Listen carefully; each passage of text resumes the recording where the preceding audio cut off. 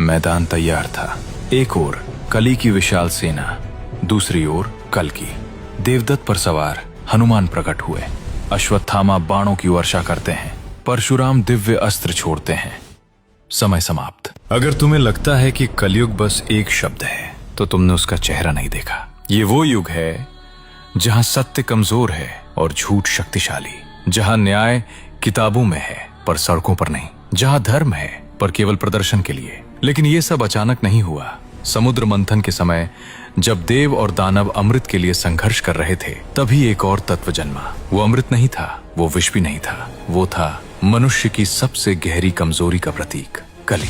वो तलवार लेकर पैदा नहीं हुआ, वो सिंहासन लेकर पैदा नहीं हुआ, वो प्रतीक्षा करता रहा।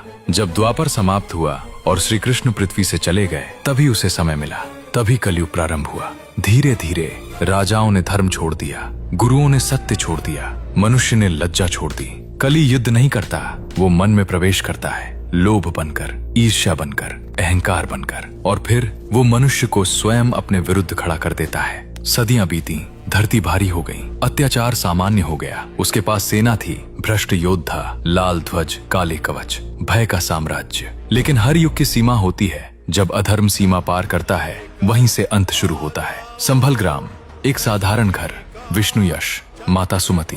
एक रात आकाश असामान्य रूप से शांत था और उसी रात जन्म हुआ एक बालक का।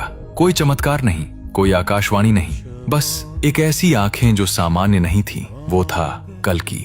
वो साधारण बालक की तरह बड़ा हुआ, पर अन्याय देखकर वो मौन नहीं रहता था। समय आया, उसे हिमालय की पुकार सुनाई दी। वो घर छोड़ गया। बर्फ से ढकी चोटी पर एक वृद्ध योद्धा प्रतीक्षा कर रहा था, परशुराम। चेहरे पर आयु, पर शरीर में अब भी अग्नि। उन्होंने पूछा, तू युद्ध क्यों करना चाहता है? कल्कि ने उत्तर दिया, मैं युद्ध नहीं चाहता, पर अधर्म युद्ध चाहता है। प्रशिक्षण शुरू हुआ।